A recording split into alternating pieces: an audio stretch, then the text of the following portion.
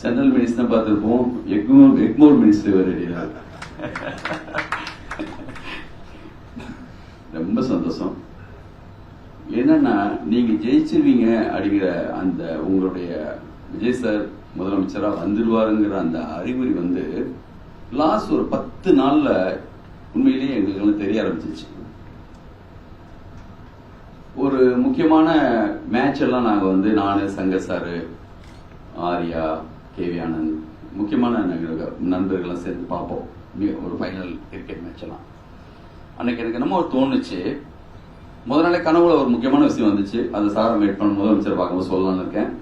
அது தெரியும், நான் சொன்ன நம்புவாரு. ஏன்னா தொடர்ந்து அவரோட நான் அப்பப்ப பேசிட்டு தான் இருந்தேன். அவருக்கு முன்னாடி இரவெல்லாம் எனக்கு தூக்கமே இல்லை. மறுநாள் காலையில ரிசல்ட்டை வந்து நான் முதல் நாளே சொன்னேன், முருகதாசுன்னு சொன்னேன். அவருக்கு லாஸ்ட் மில்ல வர முடியல. நம்ம அலுவலகத்தை உட்காந்து நம்ம ரிசல்ட் பார்க்கலாமா அப்படின்னு கேட்டேன். ஐயோ என்னையா சங்கர் சார் கேட்டாரு. இல்ல சார் எனக்கு இன்னும் தோணுது, சும்மா அப்படி பாப்போம் சார் அப்படின்னு.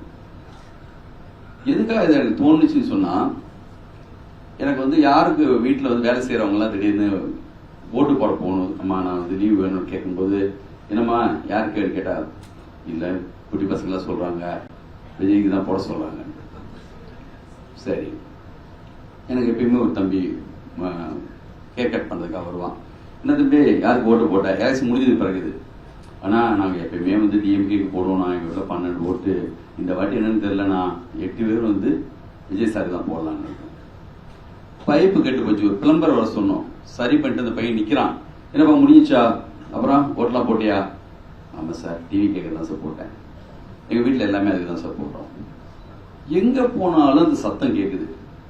என்னமோ தெரியல, இந்த வாட்டி ஏதோ சம்திங் நிகழ போகுது அப்படின்னு நினைச்சா, இப்படி ஒரு மிகப்பெரிய ஒரு மேஜிக் நிகழும்னு யாரும் எதிர்பார்க்கல.